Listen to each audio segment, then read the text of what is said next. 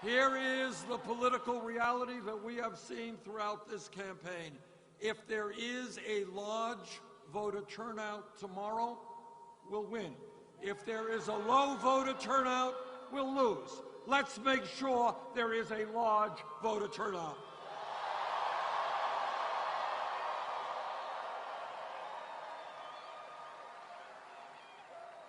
We began this campaign some 10 months ago. And when we began, all of the media experts and all of the pundits said, Bernie, you're a nice guy.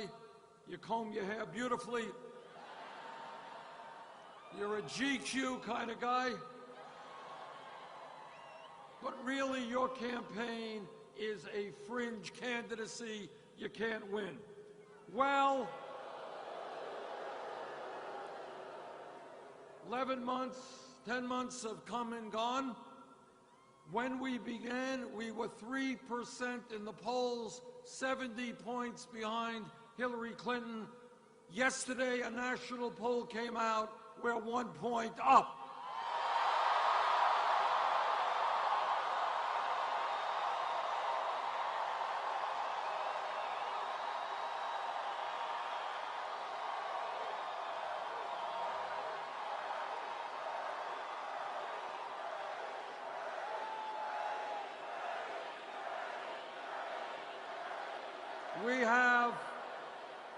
We have now won 11 states.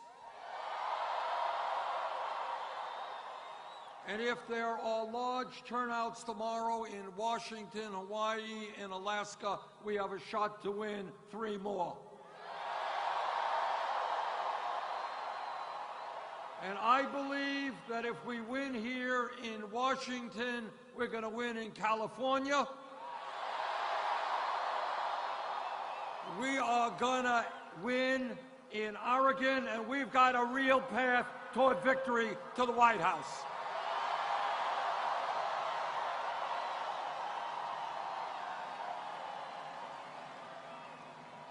And let me also say that if we win the Democratic nomination, we are going to win the general election.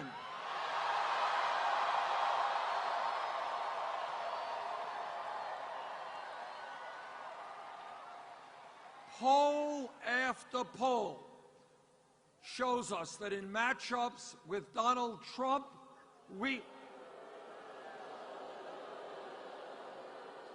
don't worry, Trump will not become president.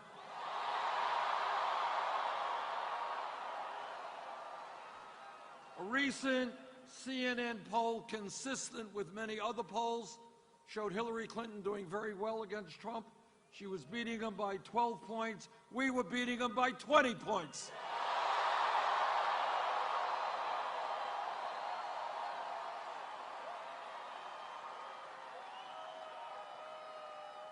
She was tied up with Ted Cruz. We were beating him by 13 points.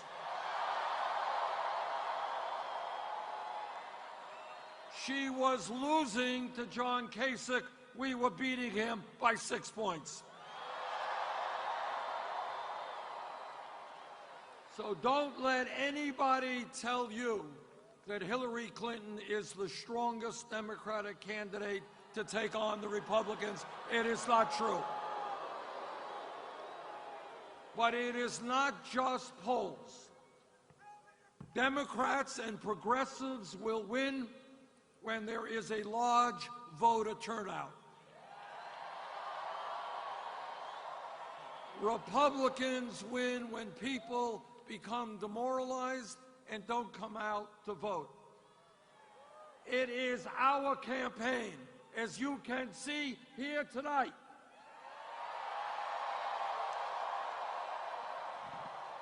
It is our campaign that is creating the incitement and the enthusiasm which will result in a huge voter turnout in November.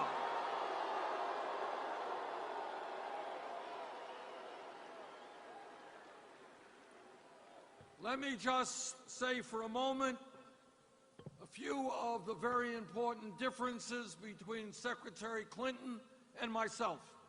And one of them has to do with how you raise money for a campaign.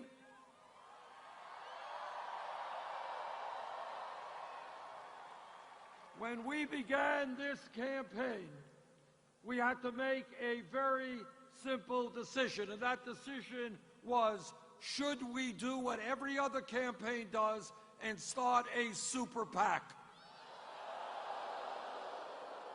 We agreed with you. We didn't want a super PAC. We don't need a super PAC. We don't represent Wall Street, corporate America, or the billionaire class.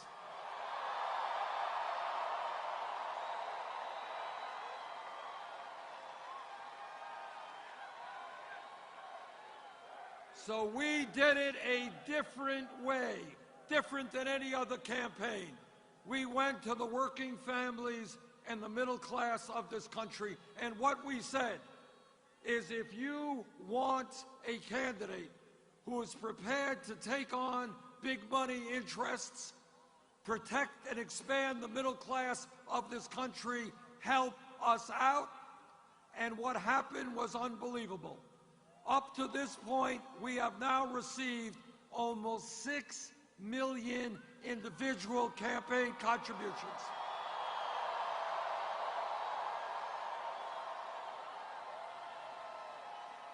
More contributions than any campaign in the history of the United States of America.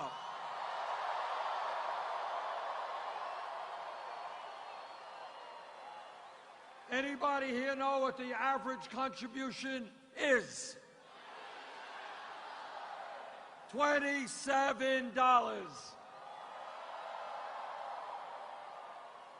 To paraphrase Abraham Lincoln at Gettysburg, this is a campaign of the people, by the people, and for the people.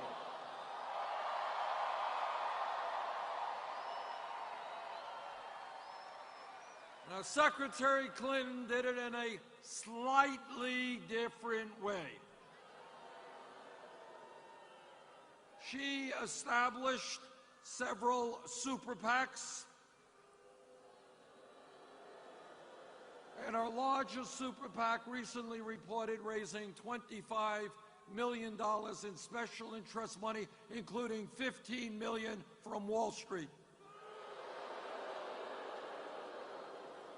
In addition, as many of you know, Secretary Clinton has given speeches behind closed doors to large Wall Street financial institutions for $225,000 a speech. Now, I kind of think that if somebody's going to pay you $225,000 for a speech, it must be a mind-blowing, brilliant, earth-shattering speech. It must be written in Shakespearean prose. It must be a speech that will uplift the entire world. Therefore, I think the Secretary should release the transcripts of that speech.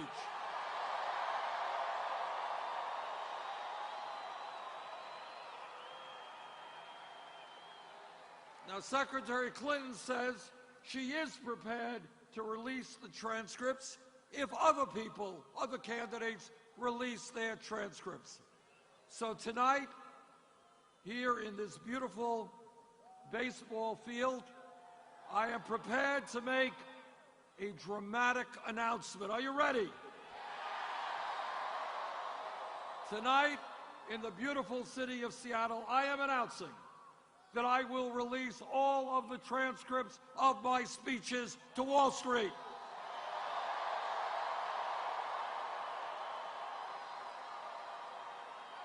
Are you ready?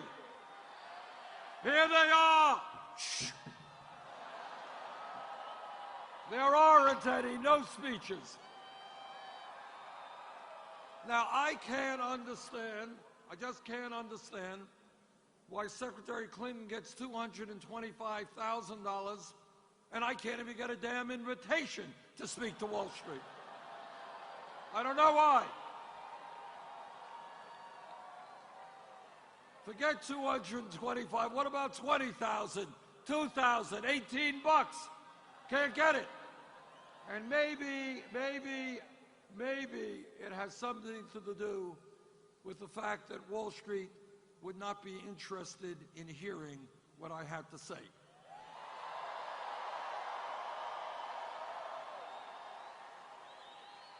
So my cell phone is on. I am waiting the call from Wall Street.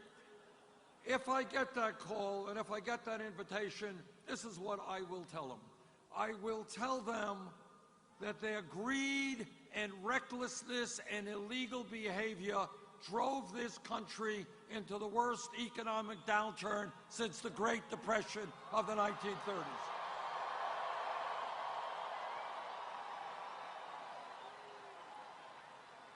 I will tell them that the middle class of this country bailed them out because their banks were too big to fail, but today 3 out of the 4 largest banks are bigger than they were when we bailed them out because they were too big to fail. And I will tell them that when a handful of financial institutions has so much economic and political power, it is time to A, reestablish Glass-Steagall legislation, and B, it is time to break them up.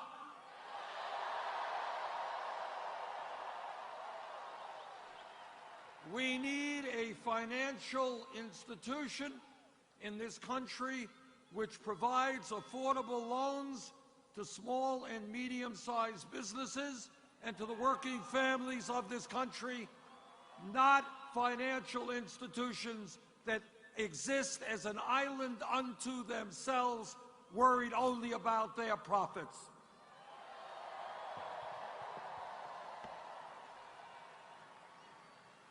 Now, this campaign is doing well because we are listening to the American people and not just wealthy campaign contributors.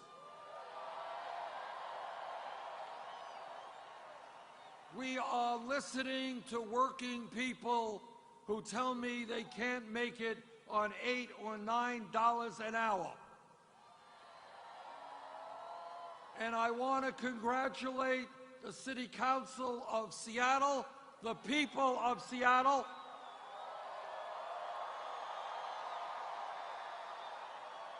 for doing the right thing and leading this country to what we've got to do nationally, 15 bucks an hour for every worker in America.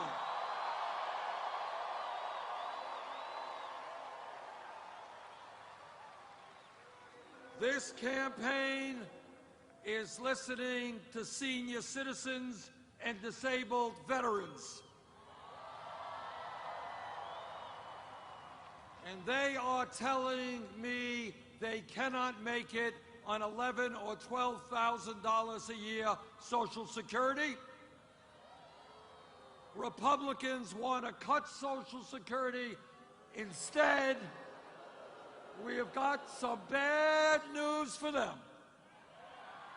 We're not going to cut Social Security. We're going to raise Social Security benefits.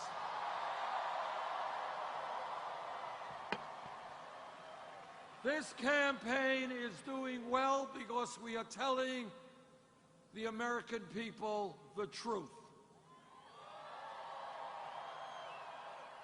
And the truth is that today we have a campaign finance system which is corrupt, a system which is undermining American democracy. And that is why, together, we are going to overturn Citizens United.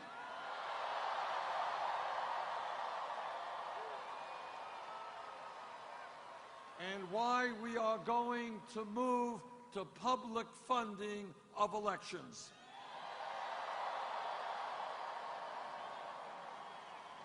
Now, this is serious business, because when you have the Koch brothers and a handful of billionaires spending hundreds of millions of dollars to elect candidates who represent the wealthy and the powerful.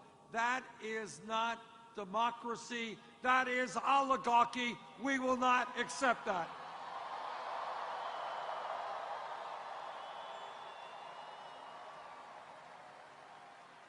And this campaign is exposing the reality that today we are living in a rigged economy.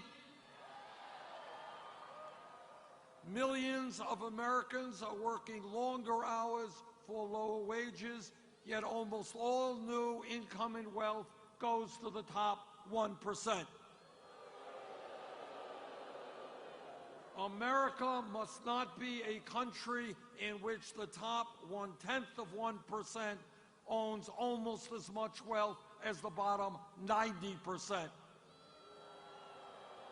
We must not be an economy where the 20 wealthiest people own more wealth than the bottom 150 million Americans. We are not going to be an economy where the Walton family of Walmart owns more wealth than the bottom 40% of the American people.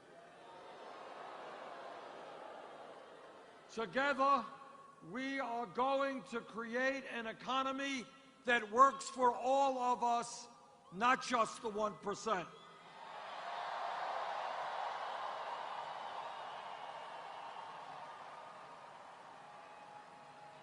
But it is not just a corrupt campaign finance system. It is not just a rigged economy. It is a broken criminal justice system.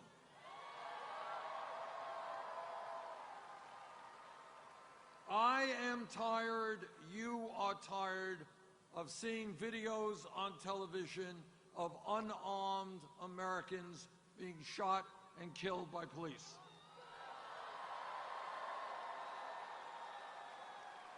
Now, I'm a former mayor. I have worked with police officers and police departments all over my state, all over this country. Vast majority of police officers are honest, hardworking, doing a very difficult job.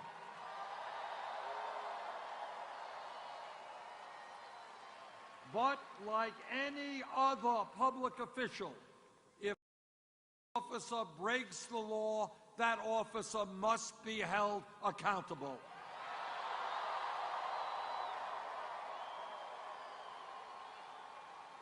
In America, we have got to demilitarize local police departments. We have got to make police departments reflect the diversity of the communities they serve. We have got to rethink the war on drugs. Over the last 30 years, millions of Americans have received police records for possession of marijuana. Today, marijuana is listed as a Schedule I drug in the Federal Controlled Substance Act, alongside of heroin. And that is why I have introduced legislation to take marijuana out of the Federal Controlled Substance Act.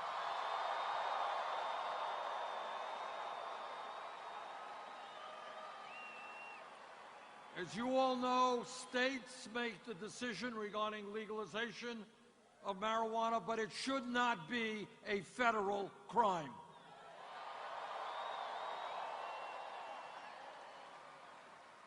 And when we talk about drugs, it's important to understand that we have a real crisis in this country, in my state, in New Hampshire, all over this country, of addiction to opiates and addiction to heroin.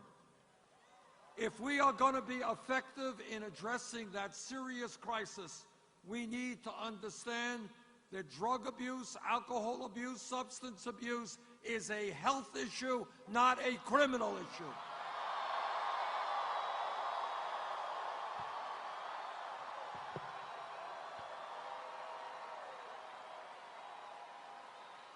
Today, the United States has more people in jail than any other country on earth.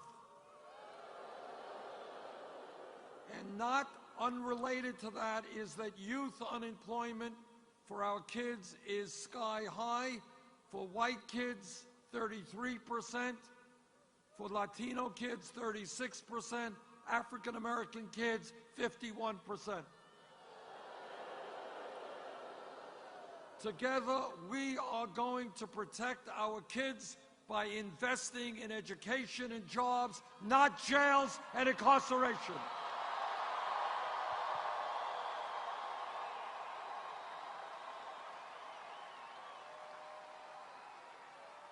This campaign is listening to women.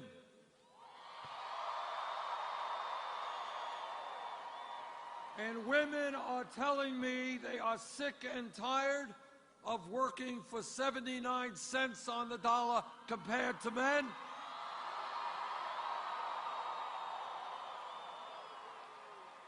They want the whole damn dollar.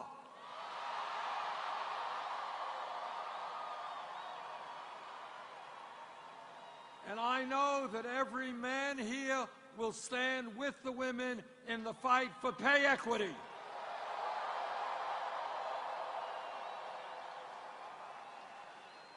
You know, we got Republicans running all over the country talking about family values, how much they love families.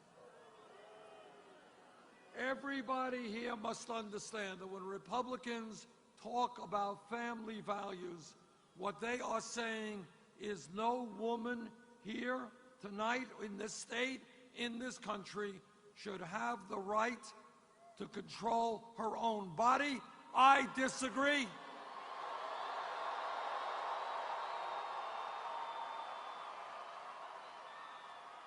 They are saying that our gay brothers and sisters should not have the right to get married. I disagree.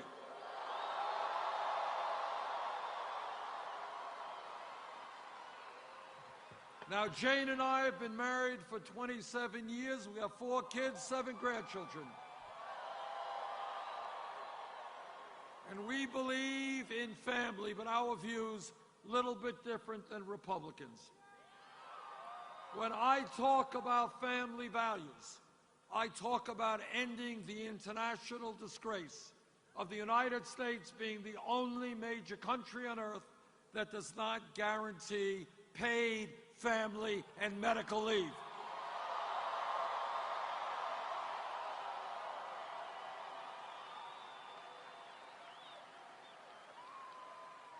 This campaign is listening to young people.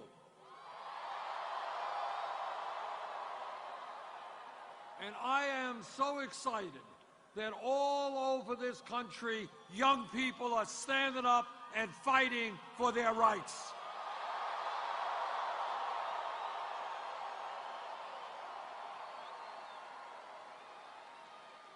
Young people are the future of our nation, and they want a say in the future of our nation.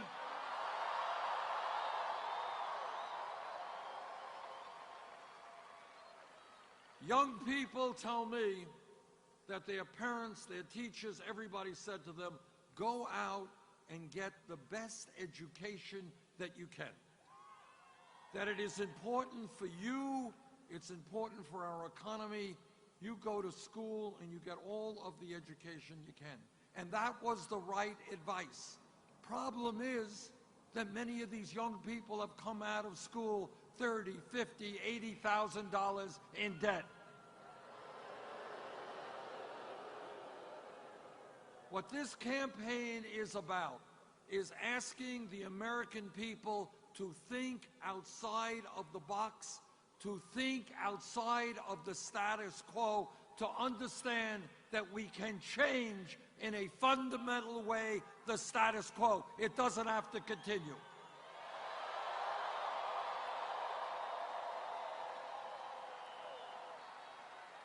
Think about it for 1 second. Why are we punishing millions of people for getting an education? Why are we forcing them to pay off outrageous levels of student debt, in some cases for decades? We should be rewarding people for getting an education, not punishing them.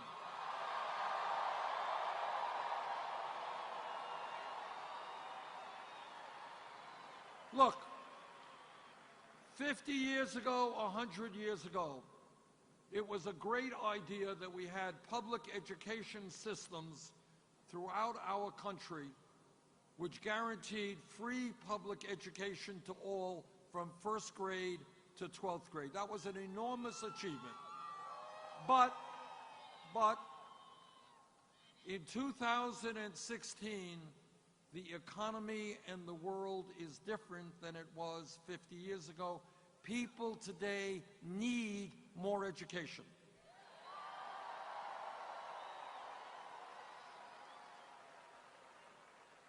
"50 years ago, a high school degree was the equivalent of what a college degree is today. It enabled you to go out and get a decent job. The world has changed, the economy has changed, and our conception of public education has got to change, and that is why I believe that we have got to make public colleges and universities tuition free.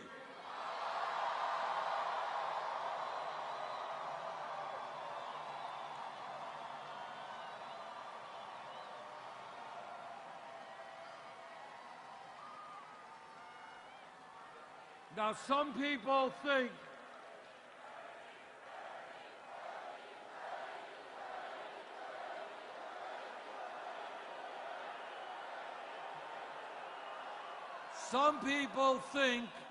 that this is a radical idea. It is not a radical idea. Germany does it, Scandinavia does it, countries all over the world invest in their young people because they understand a well-educated population is the future of their country.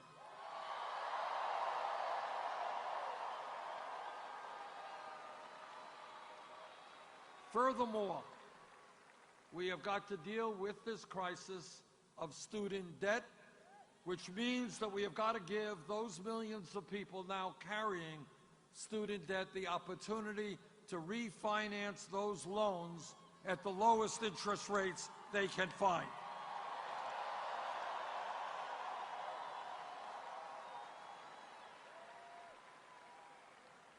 This campaign is listening to the Latino community.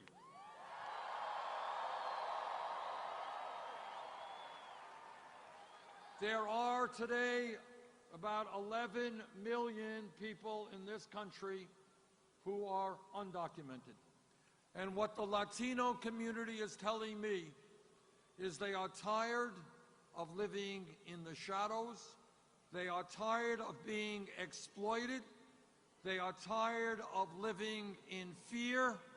They want, I want, comprehensive immigration reform and a path towards citizenship.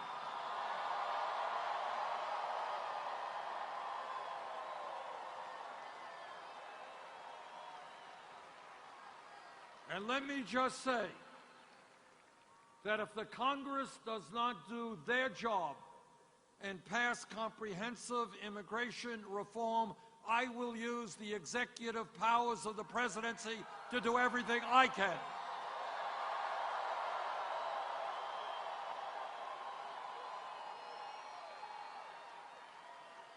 Immigration reform is about bringing families together, not separating them.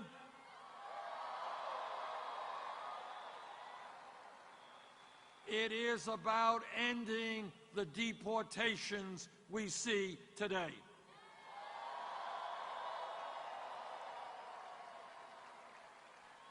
This campaign is listening to our brothers and sisters in the African American community.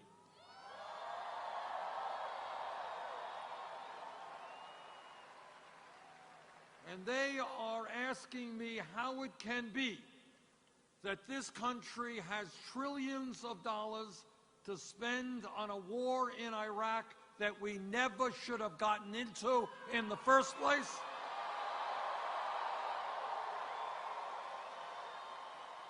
A war which I strongly opposed. But somehow we can spend trillions on that war, but we don't have the funds available to rebuild crumbling inner cities all over this country. Well, we're going to change those priorities. No more tax breaks for billionaires and large corporations. We're going to invest in inner cities, create great schools, put people to work, provide health care to all.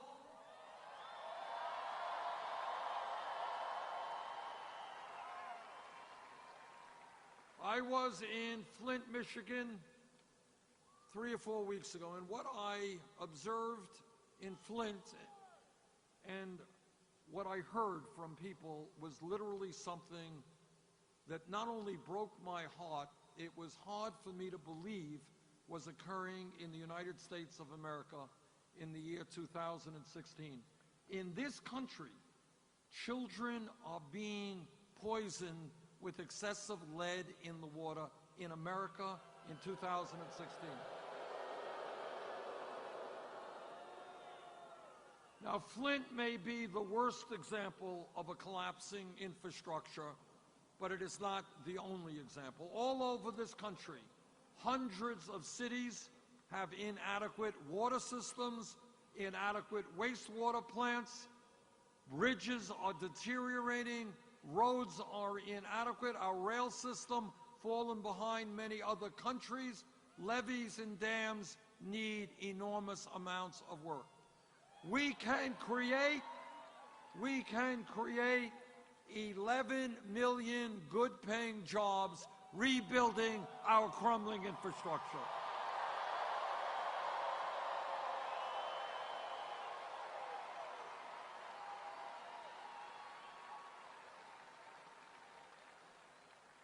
This campaign is listening to our brothers and sisters in the Native American community.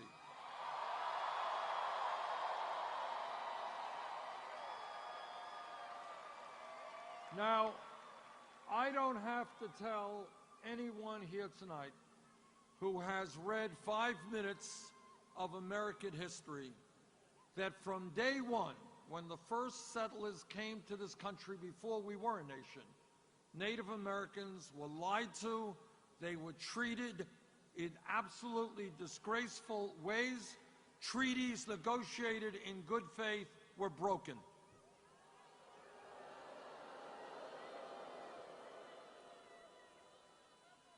We owe the Native American community far more than we can repay.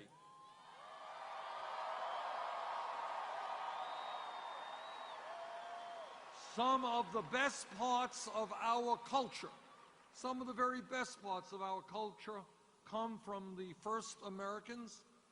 Our understanding of the environment and the need to be part of nature, not to destroy nature, comes from Native Americans.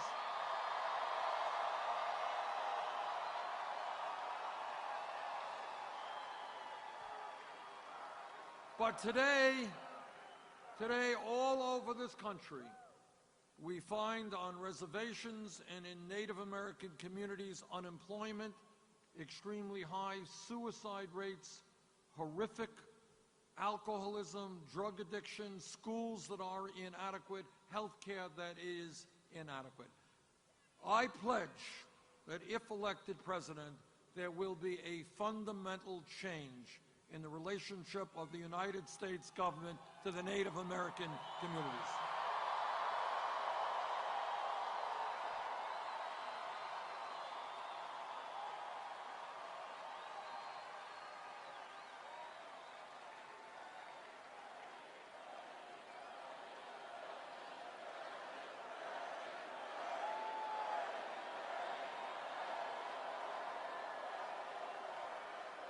When we talk about the crises we face as a nation, at the top of the list is the understanding that climate change is real,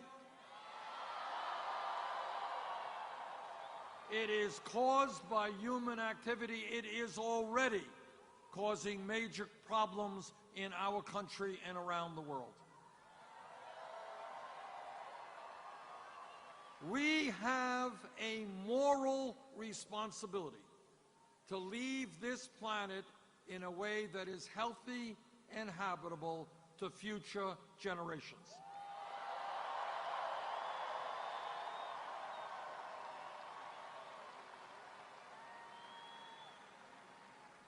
This is not an American issue. This is a global issue. We have got to lead the way in working with Russia, China, India, countries all over the world in standing up to the fossil fuel industry and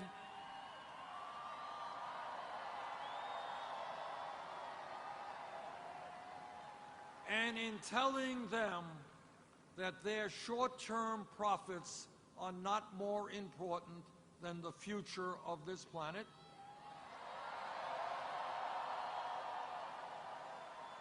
We know exactly what has to be done, and that is to transform our energy system away from fossil fuel to energy efficiency and sustainable energy.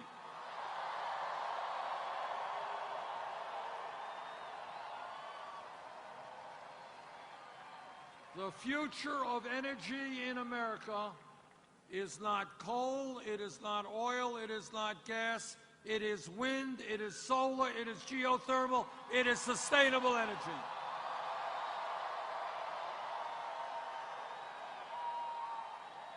And when we make that transformation, we clean up the environment, we combat climate change, and we create millions of decent-paying jobs.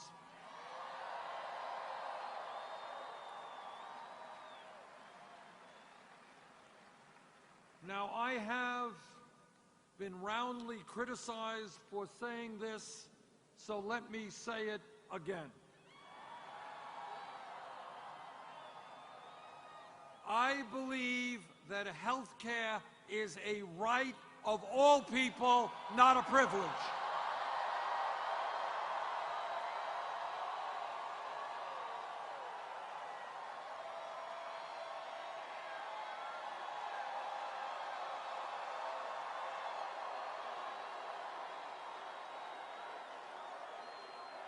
Now, the affordable, I'm on the committee that helped write the Affordable Care Act, and it has done a lot of good. We've done away with this obscenity called pre-existing conditions. Some 17 million people now have insurance who previously did not. We have done away with discrimination against women in terms of the cost of their health care premiums. But today in America, we remain the only major country that does not guarantee health care to all people as a right. The UK does it, France does it, Germany does it, Holland does it, Italy does it, Scandinavia does it, Canada does it. And in my view, we have got to do the same thing here in America.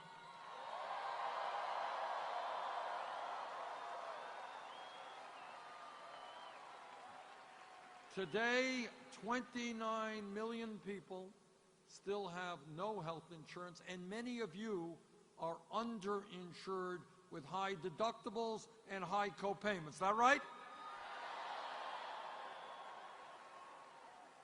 And we are being ripped off in an unconscionable way by the drug companies who are charging us the highest prices in the world for our medicine.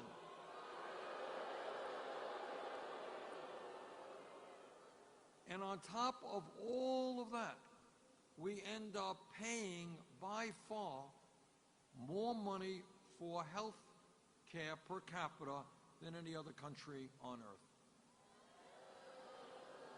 In my view, we have got to have the courage to take on the insurance companies, take on the drug companies, and pass a Medicare for all single-payer program.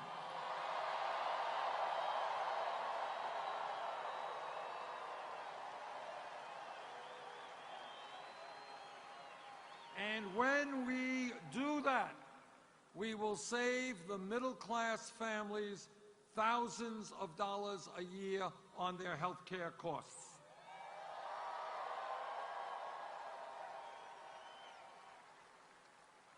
Now, everybody here knows that real change never takes place from the top on down.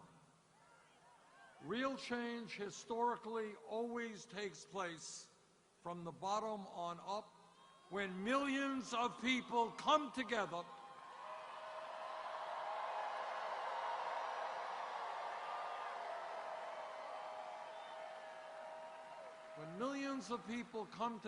and say the status quo is unacceptable. 100 years ago, when workers were being ruthlessly exploited, when they were treated like animals, when they had no right on the job, when their wages were inadequate, they stood up and they said, we are human beings, we're going to form unions, we're going to bargain collectively.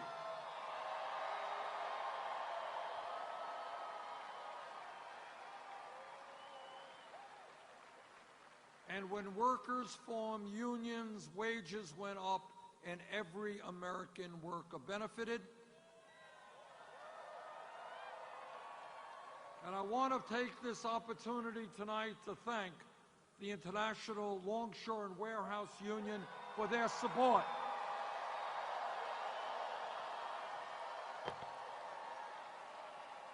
And to thank the many other millions of union workers who are supporting this campaign.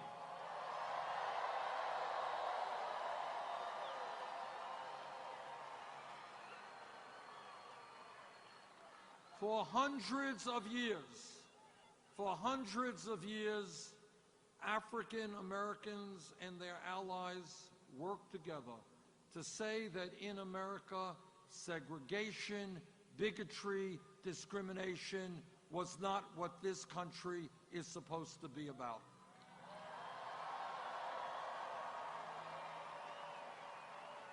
It didn't come from the top on down. It came from people who stood up, who fought, who went to jail, who were killed, who were beaten, to say that in this country we will wipe out racism.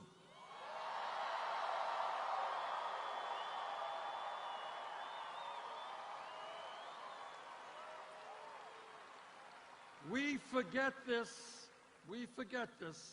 but 100 years ago, a very short time from an historical perspective, 100 years ago, women in America could not vote, could not go to the schools they wanted to, could not do the work and the jobs they wanted to do. But women and their male allies said that in this country, women will not be second-class citizens.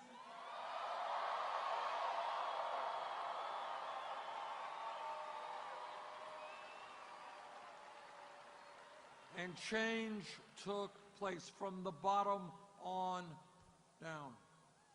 And then, if we were here, and I want you to think about this, we were here 10 years ago, somebody jumps up and says, you know, I think that gay marriage will be legal in the United States by the year 2015.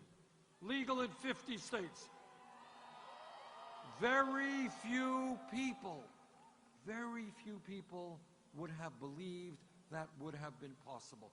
But what happened is, for decades, the gay community and their straight allies said that people in this country have a right to love each other regardless of their gender.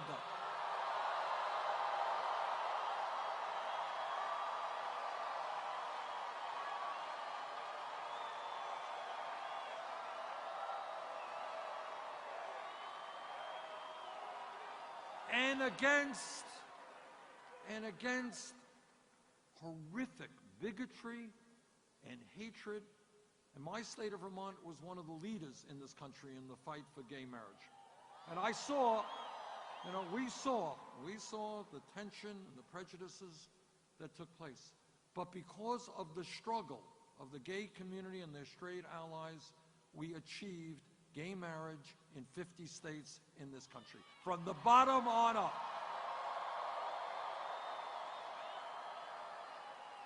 And let me give you another example that this city should be very proud of in terms of real change. This city, if we were here 7 years ago, and somebody jumps up and they say, Bernie, you know, the $7.25 an hour minimum wage is a starvation wage, it is a disgrace, we have got to raise it to $15 an hour. What most people around them would have said, $15 an hour, you're nuts. You are trying to double, more than double the minimum wage. It's too radical an idea. It can't happen. Think smaller. But what happened is that all over this country, people in the fast food industry, people who worked at McDonald's, at Burger King, at Wendy's, they went out on strike. And I was privileged to march with them in Washington, D.C.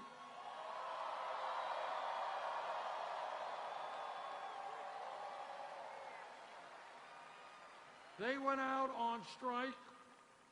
They protested. They went to the community, and they said to America, we can't live on $7.25 an hour. And then, right here in Seattle, your city council said, we're going to raise the minimum wage to $15 an hour.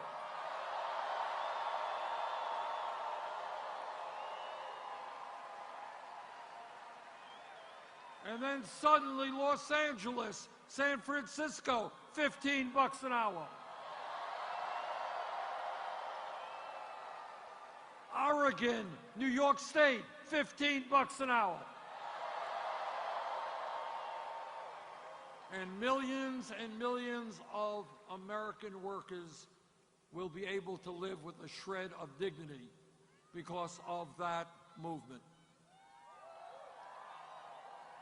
And that is what change is about. It is what change has always been about. It is when people look around them and say the status quo is not acceptable. And other people will tell them, you can't do it. You want to wipe out racism, you want to wipe out segregation, you want to wipe out homophobia, you want to end discrimination against workers, you can't do it. Don't think so big. I disagree.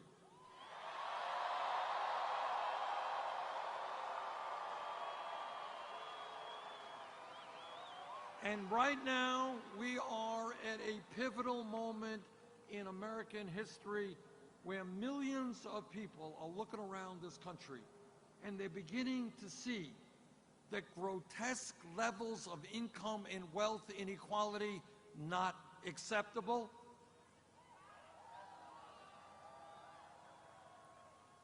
Trade policy which costs us millions of jobs not acceptable. Millions of people leaving college deeply in debt, not acceptable. Women working for 79 cents on the dollar, not acceptable. The United States having the highest rate of childhood poverty of any major country, not acceptable. A corrupt campaign finance system, not acceptable. A broken criminal justice system, not acceptable. The fact that we're the only major country on earth not to have health care for all or paid family and medical leave, not acceptable. And that is where we are today. Millions of people are saying the status quo is not acceptable. We need a political revolution.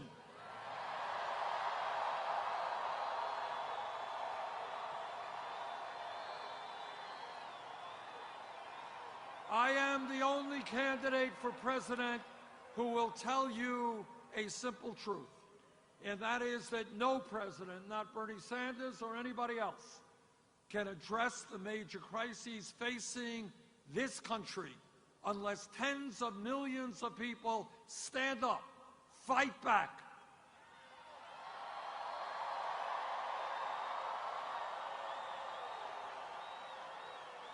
and demand a government which represents all of us, not just the 1%.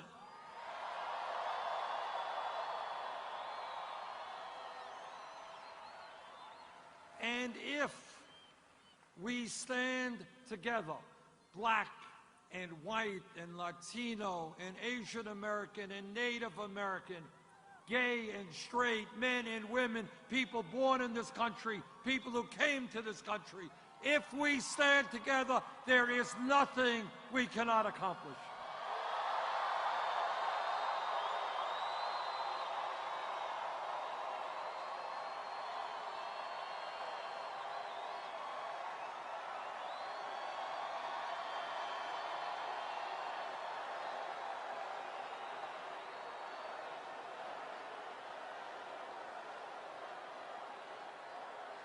Our job is to think big, not small.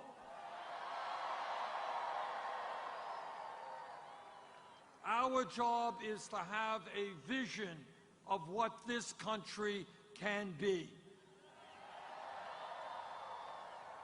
And it is a vision which says that all of our people can have a decent standard of living, where we have a vibrant democracy, where all of us determine the future, not just the few.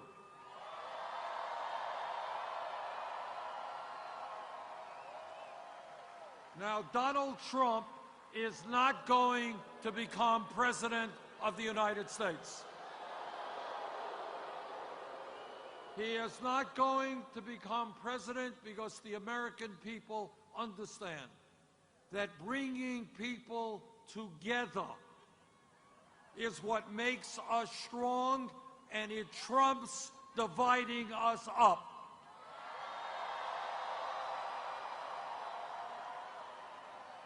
The American people understand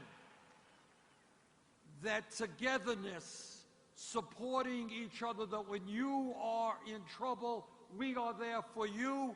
When my family is in trouble, you are there for us.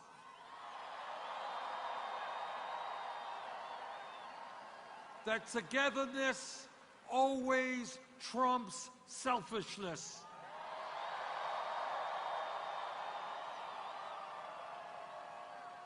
And most importantly, the American people understand that we are not going to elect a president who insults Mexicans and Latinos,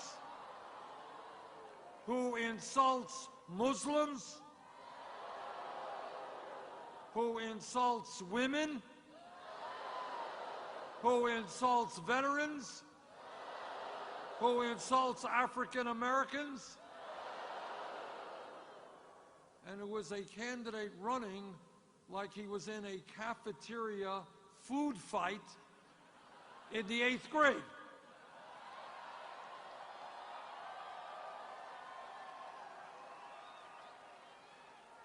But most importantly, I think, the American people understand what every major religion on earth has taught us, whether it is Christianity, Judaism, Islam, Buddhism, Sikh religion, whatever religion, has always taught us that love trumps hatred.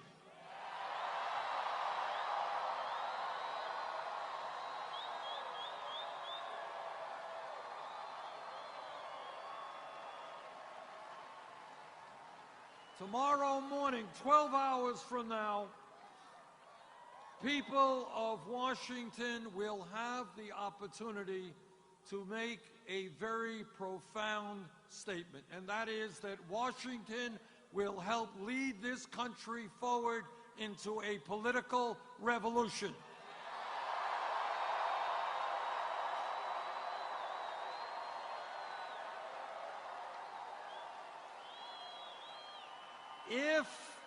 If there is a large voter turnout tomorrow, we will win. If there is a low voter turnout, we will lose.